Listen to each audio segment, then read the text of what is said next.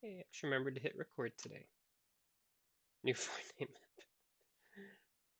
Yes, it's got to be it. Something happened with Fortnite recently. I thought I heard something in the news about it.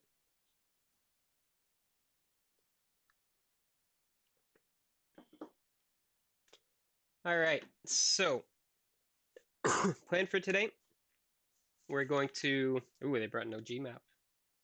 I don't think I've. I don't think I've played Fortnite since the first season. Didn't didn't work for me. I'm not sure why. I like shooters.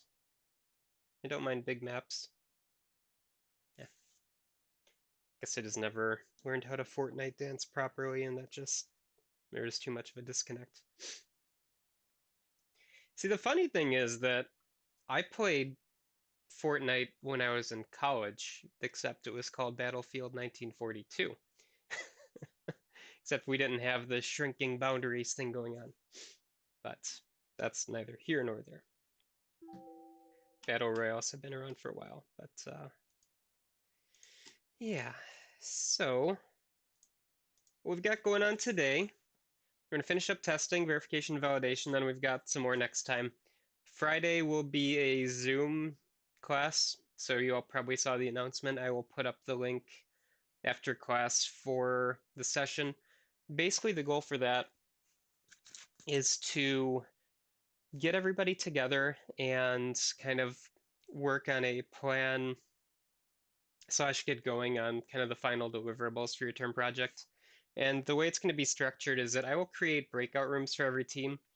Um, I will idle in the main session. I'll also kind of bounce between rooms to make sure everything's going okay with everybody.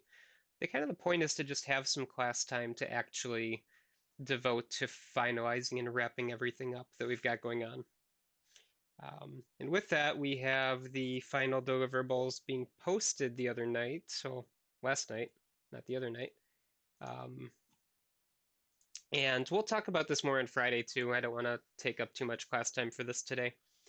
But kind of the takeaway is that I want you to read it very carefully because this has everything that you need to do to get a good grade on your final deliverables. Basically, all the high level things are highlighted in yellow. I have a sample markdown structure for you to basically copy and paste and fill in the blanks for your final requirement spec.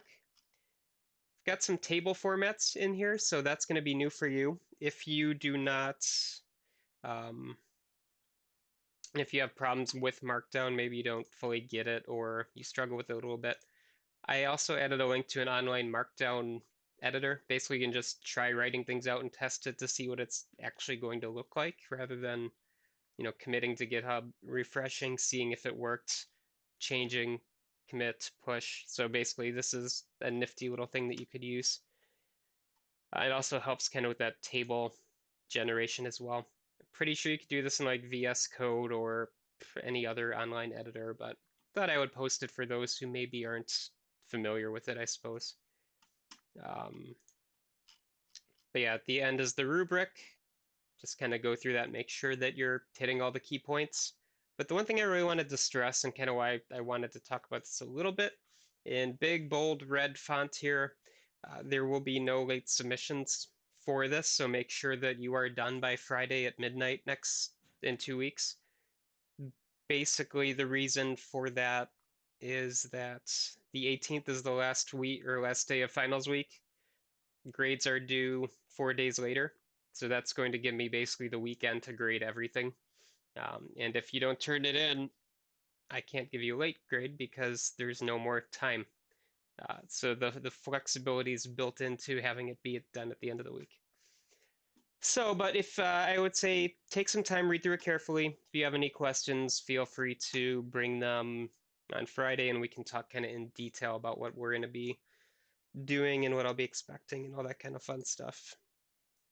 And if you're looking at that and getting freaked out by all of the things that you have to do, if you did a reasonable job on your midterm, which pretty much everybody did, you have a lot of things in place already, honestly. So it's going to be just slight revisions, maybe adding a few things. linking everything together with IDs. Honestly, it's more paperwork than anything.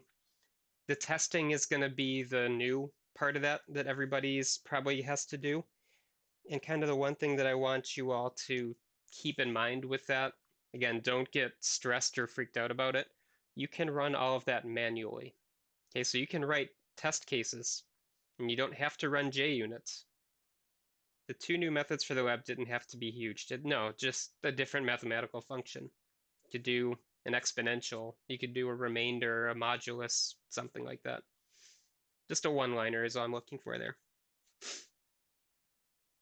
But yeah, like the testing for the final stuff, don't get too hung up on it, basically. Good, awesome. But yeah, I can handle any questions on that if anybody has any on the top of their mind. Otherwise, we can talk about it more on Friday. Because what I would like to do is kind of get through this because it actually has some information related to what you have to do. So we ended up here, right? We talked about exhaustive testing and what that means. And again, if you don't remember, you missed class, exhaustive testing is going to be checking every single possible instance that a variable could take and trying it out, right? And we determined it's pretty much mathematically infeasible unless you have a well-bounded range of values to test. And where we left off was right here, where, honestly, the goal of testing is to uncover bugs and flaws in your program, maybe flaws in your program logic, performance issues, anything that's going to cause your customer to be unhappy with your product, whether it's personal preference or safety or anything, test cases should help uncover problems. But with this notion that exhaustive testing is just infeasible, your goal as a tester, and again, put on your software testing hat as part of the software engineering process here, you want to find as many bugs as possible while minimizing the time spent testing and minimizing the effort spent testing. And what that really means is you have to come up with really intelligent ways of performing tests so that you're not doing exhaustive testing, right? So that you're not wasting a whole bunch of time doing needless tests. And there's going to be ways that we can look into that. They're called systematic testing methods. I'm going to be more getting into those next on Monday, basically. But let's look at the process as a whole. Now, we have a little graph here which kind of walks you through the testing process at a high level. And the kind of spoiler takeaway is that when you get into quality assurance, when you get into testing, you're going to see a lot of figures kind of like this, very high level bubbles. Oh, no worries. It's all good. As long as you're here now, that's what counts. But the thing you have to keep in mind with the software testing procedure that we have, everything is fair game. All right, so you have obviously your source code, and that's going to be your main point of testing, right? Check inputs, check outputs, check behaviors, writing test cases. Keep in mind that requirement specs, design specs, UML diagrams, that all factors in here as well. Whether you are using them as kind of like a ground truth for your test cases, right? My test case is linked to these requirements, meaning that we are demonstrating this behavior, or flip that over, you might be actually testing your requirements. Do these requirements make sense? Are they correctly written, right? When you got your midterm feedback on your requirements, that's basically me walking through your requirements and doing a verification process saying, does this make sense? Is it correctly worded? Is it clear and concise? Is it applicable? Things of that nature. So everything is testable, whether it's code or any artifact, doesn't matter. We're going to be more so testing the code in this class, but just keep in mind, it's possible to do other things. And with testing, we are going to have not just test cases living by themselves, right? You're going to basically have, I got some very, okay, good, those children outside are not unattended. Just saw like a 2-year-old running down my street. Basically, test cases are going to be aggregated. So you may have a collection of test cases. We'll call that a test suite. That's going to check some particular feature or module or behavior that your artifacts describe, right? Let's check the user input side of things. Let's check our game logic. Let's check our artificial intelligence. We will have test suites which go through and check that out.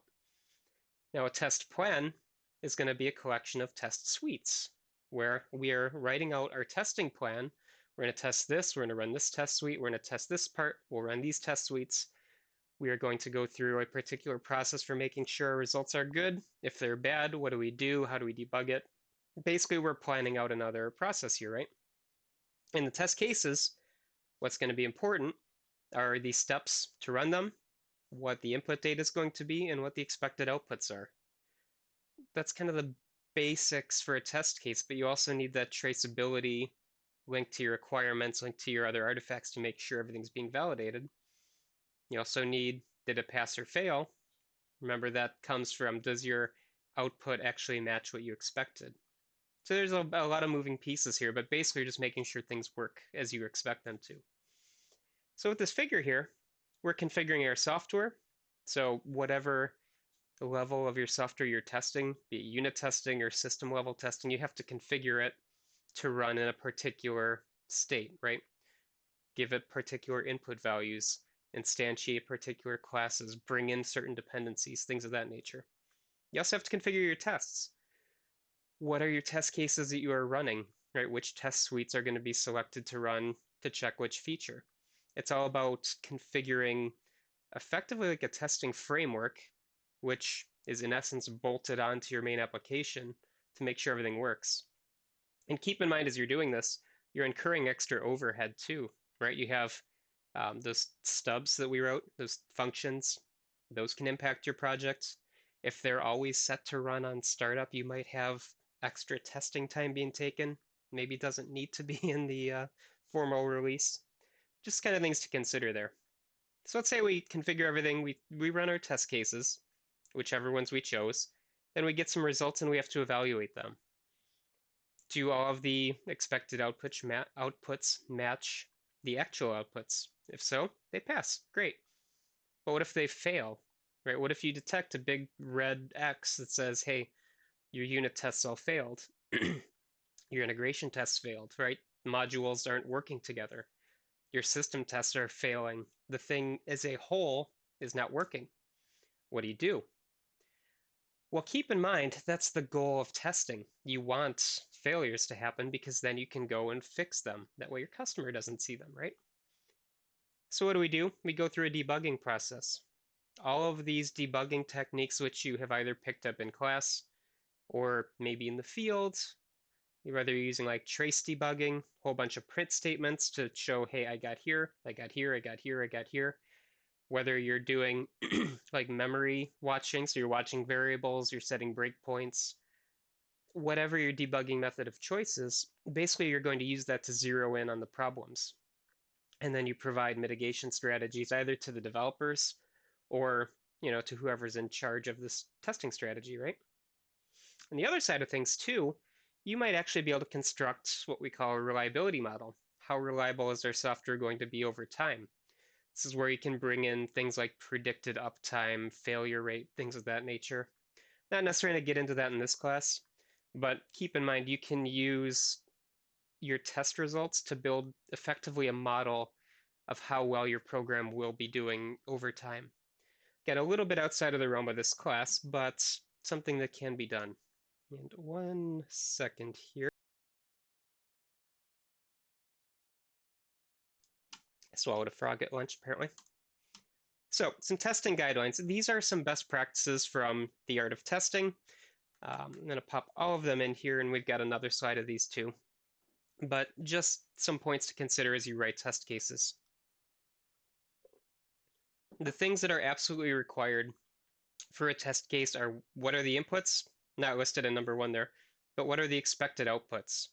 Again, we call that the oracle for your test case. That tells you what the correct answer is, right? There are ways to automatically create oracles, but that's way deep into the research realm. But basically, you need to tell your software what it should and should not look like, and that comes from your requirements. Right? If you have a requirement that says we are expecting an output within this range, well, that's your test case expected output right there. Then you link that requirement to that test case, and you have traceability. All right, second and third points here. Programmers should avoid testing their own programs. If you are a full programming organization, don't test your own programs, right? You have that mental bias that we talked about last time. where you don't want to destroy your own creation. Again, either intentionally or unintentionally, you may mess up your test cases. Bring in a consulting firm who handles testing. If it is a internal corporation, you probably will have a quality assurance group whose sole job is to test, and they are unbiased entities that don't care about your product other than, how do we test this thing? Maybe it's a group that you subcontract internally and bring them in. But basically, when you're outside of that FTQ, yes, yes. I was a developer for quite a while, and QA was the group that drove me the most nuts, but they were also the most important because they kept me on the straight and narrow. And then I got into software engineering research, which is something I said I would never do, but you realize how important it actually is. All right, so we're not going to test ourselves, and this boils up to the organizational level too. Then you actually have to read the test reports. So thoroughly inspect your test results. Right? If I get a test report back saying, hey, you know, test cases 5 through 10 all failed, here's what we saw as a stack trace. Cool. I have now a whole pile of work to do.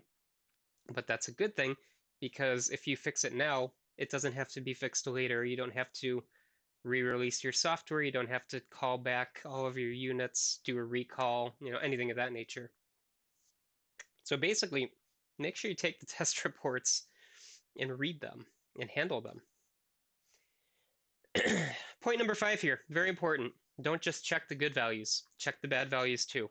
When we talk about boundary testing, we're going to check for values in a particular range. This is what we're expecting. Check what's outside of that range too, right? If I'm expecting an integer between 5 and 10, I better check what happens when I input -1 or 500 or hex FFFFF. You have to basically go through and check all these things because I can guarantee you somebody out there will do that. And you don't want to be the person who gets the bug report saying, hey, you never checked, this quite obvious problem here. So if you are maybe not picturing that, think of all of those video game streamers slash YouTubers whose sole job is to go and speed run or break things, right? You run into a wall at a particular angle and you pop through the texture, right? You fall through the floor, you go on to the next level, you go into world -1, whatever it is. Those are technically bugs. And if you actually had checked all of these various conditions, you would know that this could be a problem. And obviously, if it is caught, how important is it to fix? Maybe we want people to speed run and break our game. I'm not sure. But the thing is that somebody out there will probably break it at some point. So try to catch as much as you possibly can. And oftentimes that means throwing really weird input values to the wall. Ooh, yeah, we can soft talk things. There you go. Is that world -1 in the first Mario game? You can never leave it or something like that. But yeah, game breaking things are always fun to look at, but honestly, they're just finding bugs in the game logic. Right? If you have a 3D world, you're probably doing lots of vector calculations from the player to all the nearby textures or objects.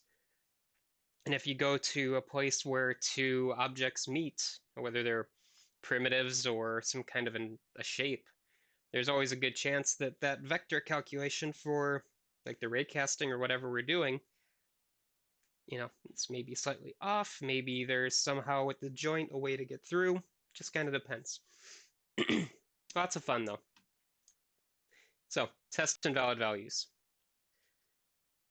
One sec, let me go back here. So let's say that you write a simple web application, right? You're doing a login screen. Have you tried handling Cyrillic values or kanji letters or ASCII and Unicode character sets? Because I can guarantee that somebody will try using those at some point. Or hey, add the drop table syntax, your daily XKCD reference there. All right, other things that you're supposed to do. I'm going to start skipping through a little bit of these because honestly, hopefully some of these are common sense, but if they're not, they're very helpful for getting you into the testing mindset. Basically, you want to try to break your program. The goal is to demonstrate as many behaviors as possible. and really just try to exercise the thing. And exercise means put it through its paces. Make sure that your software is executed in as many different contexts as possible. Couple of points here. Avoid throwaway test cases unless your program is a throwaway program. Basically, the key is don't write useless test cases. There should be a purpose. You don't need to blow smoke up the testing reports behind just to inflate your test case numbers, right? Point is written in the final report documentation to don't create fake requirements or fake test cases just to pad out your numbers because I'll see them and I'll get pretty pissed off about it. Make sure everything has a purpose, okay? And then don't assume that you're never going to find any errors because that will bias your testing, right? You will write happy greenfield test cases that give you peace of mind and you never find the actual bugs. But last but not least here, Google's hiding it. There we go. Testing is a very creative and challenging thing to do. So I want you all to think about when you are writing code, right? You're writing programs. Once you get into the mindset of writing code, it becomes a very mechanical process, right? It's just like sitting down and writing by hand or doing anything, right? If you actually figure out the mechanics of it, it's really easy. You could write hello world in any language and you could hammer that out pretty quickly. If I give you all class diagrams, you could all probably implement it without any real trouble. Obviously, your comfortability with that language will be dependent on that, but programming is not hard. It's understanding how to take what you want the program to do and express that in the language. But the actual process of writing code is easy. So, why I say testing is a difficult problem and a creative problem is that you have to not only understand how to code and how code works, but you kind of have to understand the mental model of how the intended program is structured and then take the extra leap of how to break it in as many ways as possible.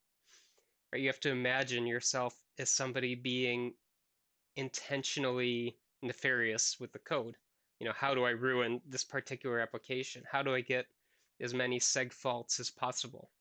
How do I get as many, you know, quit errors or return to the home screen errors or whatever it's going to be that we didn't see during development? So you basically have to do a lot of mental hurdles just to figure out how to break code.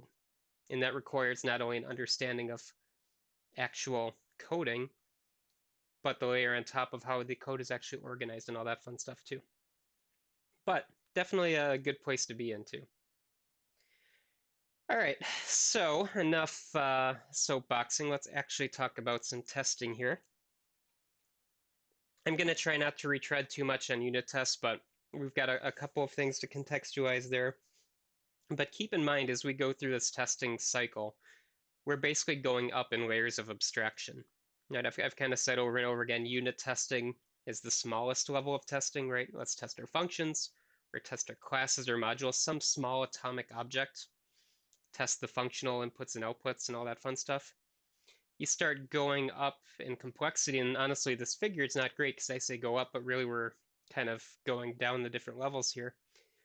Start at the smallest level, then start linking things together, right? We're integrating our modules together. Do they still work? Yes or no? Once we're happy with that, let's test the whole system. Or we could have a step of validation testing to make sure that everything that we are doing matches what the customer expects with their requirements. Or, you could also move that towards the end and call it customer testing. But unit testing, again, I'm going to skip through this a bit. But the key principles here are that we're writing a driver and a stub. So if you remember these terms from before, a stub is basically that empty function that we write to enable the program to compile. So when you all wrote stubs for add, subtract, multiply, divide, for instance, there is nothing in them. Actually, you just copy and pasted the code, but when you added in your new function, you're supposed to just add a stub, empty function, right? Just so the test would pass. Then you'd fill out the stub with the actual code later on. The driver, something we really haven't talked about, but this is a term that you will hear multiple times when you get into the testing world. This is just basically what runs your program, what runs your test cases, perhaps what catalogs and reports the results of your tests. You're just driving your program. It's not necessarily your main function, but it would be like a test driver. If you're running JUnit or Python's unit tester nodes, basically that's kind of pre-baked into the language. You can extend them if you want, but they're the test runners basically. All right, so one question for you all here.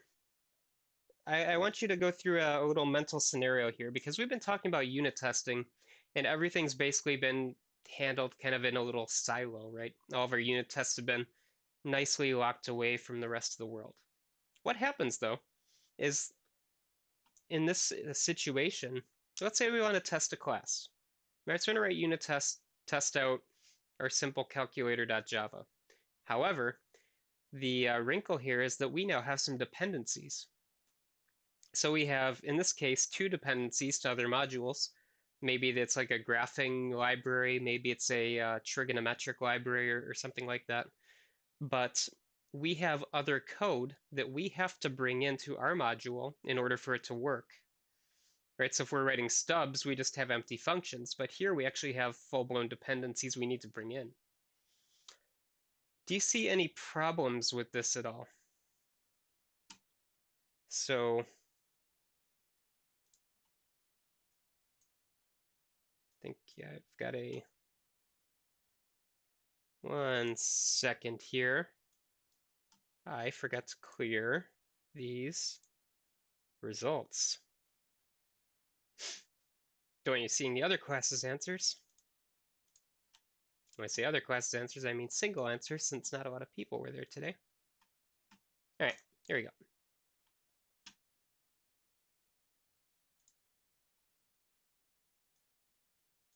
Alrighty, so we have a class with dependencies.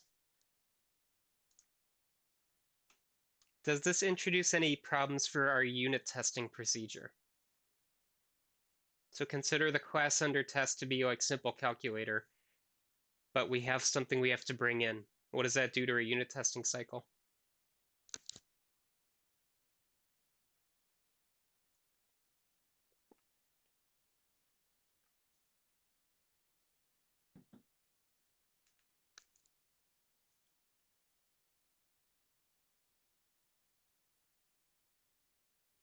Makes it bigger. What do you mean by makes it bigger?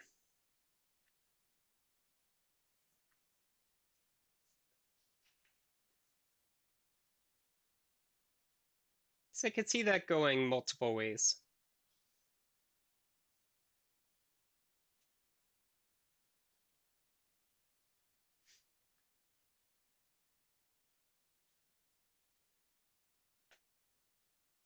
Yes, that's exactly it.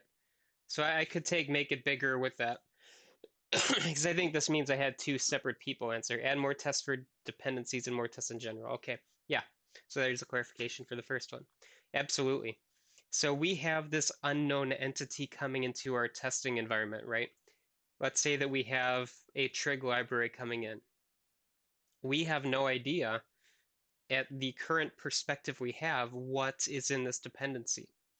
We could be bringing in another class. We could be bringing in an entire Java program. Maybe it's an interface or a facade or something, but there's a lot happening over here in dependency world that we don't know how to test. So how do we test that, right? Well, we care about the class under test. So maybe when we're bringing dependencies in here, we have to handle it almost like an integration test where we bring this thing in. Does that impact our particular class or not? Maybe this dependency already has test cases defined for it. In that case, yeah, to your other point, bring in other tests to make sure this thing is working. Basically, it's another concern that we're going to have here, right? So let's say in this case, just to kind of contextualize the example, we have our class under test, we have our two dependencies. These are interfaces.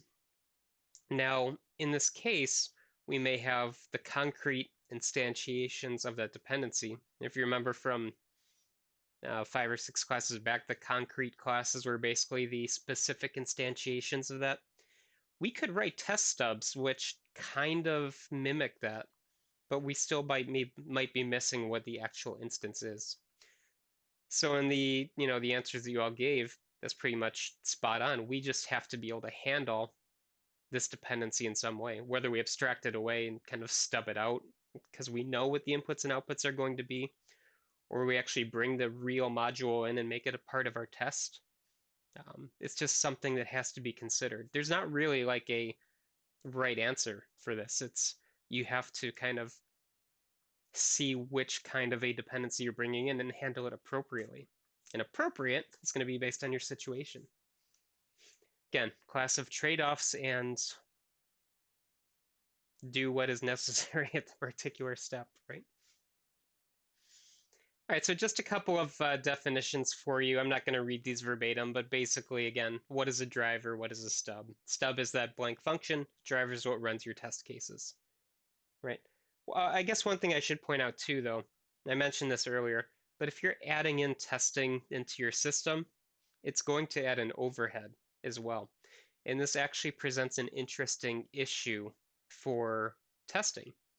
So when you run a test, you actually can impact the behavior of your system, right? So if I'm running a test, does that actually change what the system would normally do because I have this extra overhead? Where B, I may be changing its performance.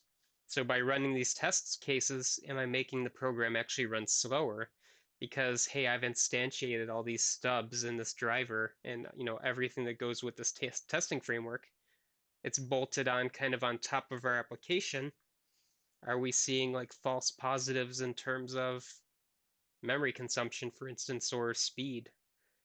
Just kind of one of those things to consider when you are doing testing. I have run Valgrind. It's been a very long time though. Um, very long time since I've done Valgrind. Yeah, absolutely. That gets compiled in, I believe, right? Yeah, and that's kind of the thing though. So if you're not familiar, Valgrind is basically a debugger for C, and you're adding in all of this extra overhead into the program. It will cause it to run slower. That's why often in production systems you take out all the debugging code.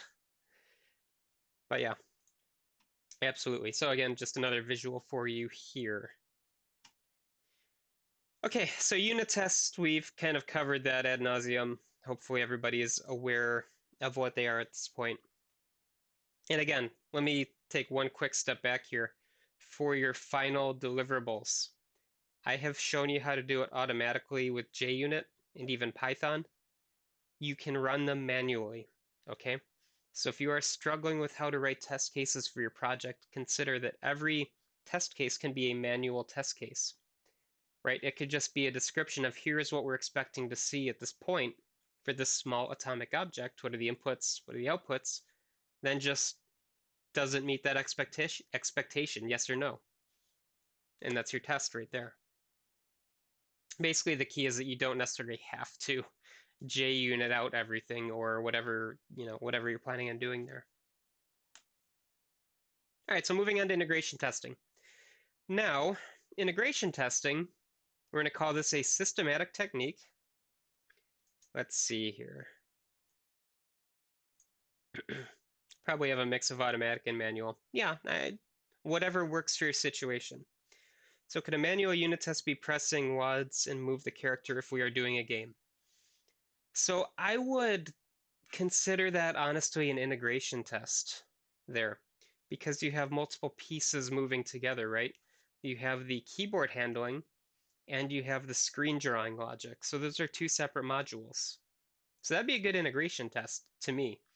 A better unit test would be I press W and I trigger like the W press event or something like that. Does that make sense? The distinction there?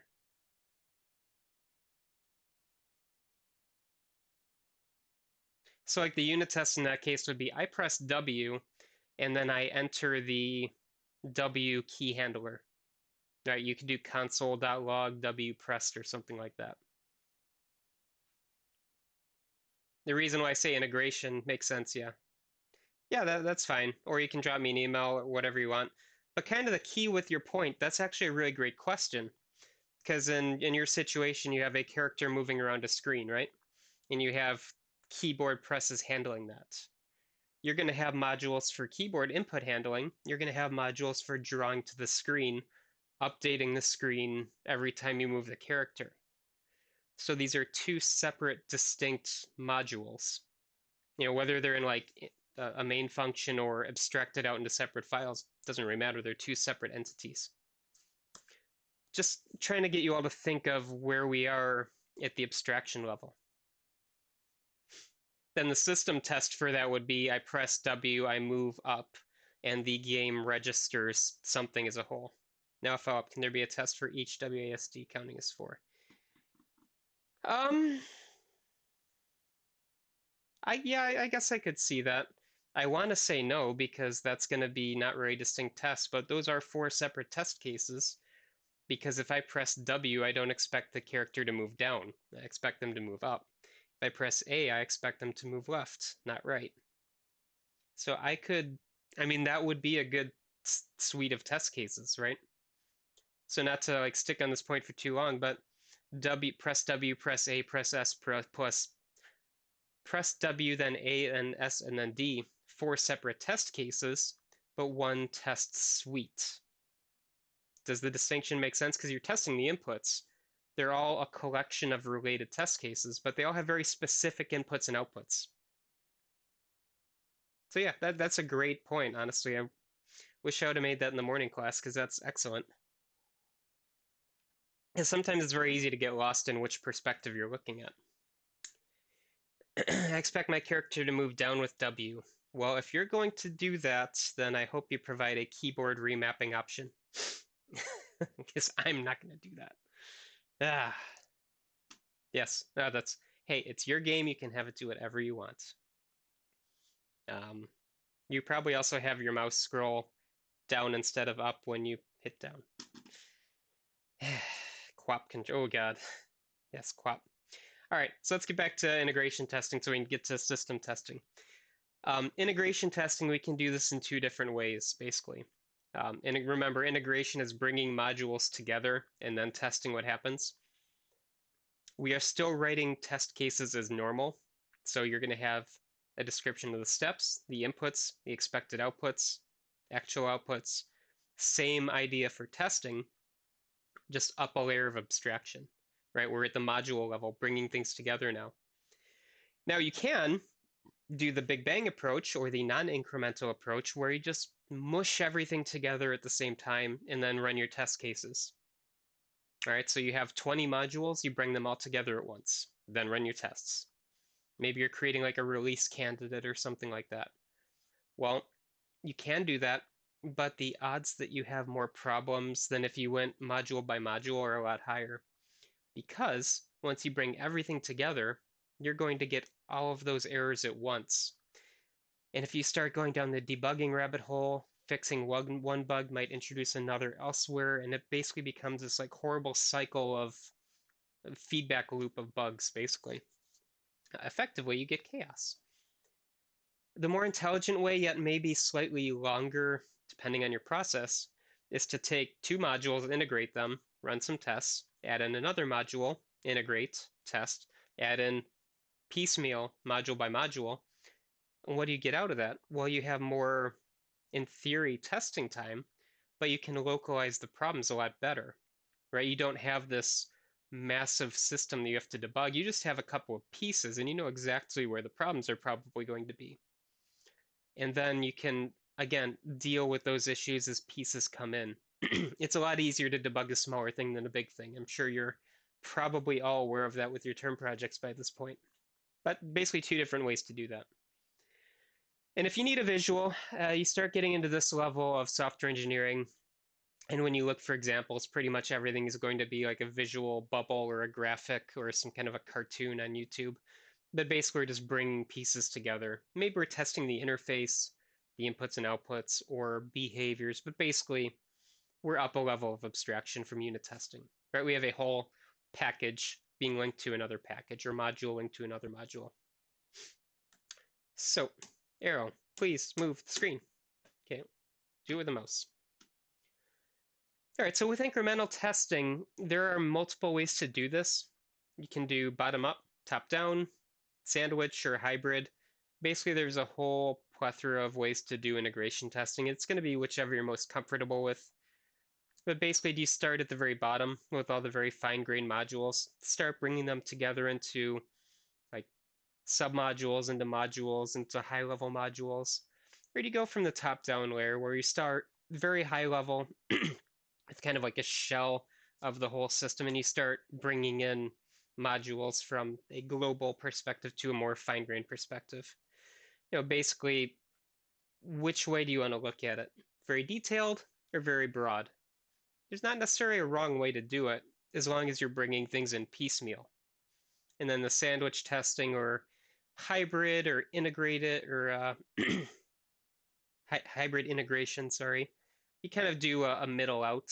So maybe you start somewhere in the middle and maybe you do some top level testing, some bottom level testing. Again, it's just where do you want to start your integration process? And again, it doesn't have to be complicated. You're just bringing modules together. Back to the other example, if you're doing controls and character movement, two separate modules. If you want to add in enemy AI, that's a third module, right? Every time you run a game loop, you check the inputs. If an input matches, you move the character. Then you have a check, does the enemy AI get updated? That's a third module, right? Because then you have not only checking user input, character movement, now you're also checking, did the enemy AI clip into the wall? Did they get stuck in a corner? Did they attack the player? Right? So there's a lot of moving pieces here. And if you start, again, doing it more piecemeal, you can hopefully localize some of those lower hanging fruit bugs that you've got there. All right, so question for you all. On the screen here, let me type this out because this seemed to help in the morning. On the screen here, we have a test case. So this is a web server type of infrastructure. Basically, you're being presented with a login screen. The user enters their email and password. They send a request to the server. The server checks the username and password, returns a response to the front end. And the test case that we have here, I'm not familiar with this language exactly. I think it's either a pseudocode or particular testing framework for the web. Basically, we're doing a login with valid credentials test. So get the path to the login screen, send some session post data, meaning give them a username and a password, in this case an email and a password, redirect to the correct page on the server. So we have a controller here that's routing data from the view to the model, if we consider this MVC. Check to make sure it works. If so, see if we got a header tag with a welcome message. So this is our test. Send correct data, trigger server logic, look for expected welcome message from server. Straightforward test case, right? Now my question to you, based on what you know, is this an integration test? Or is it a unit test or a system test? Or something else?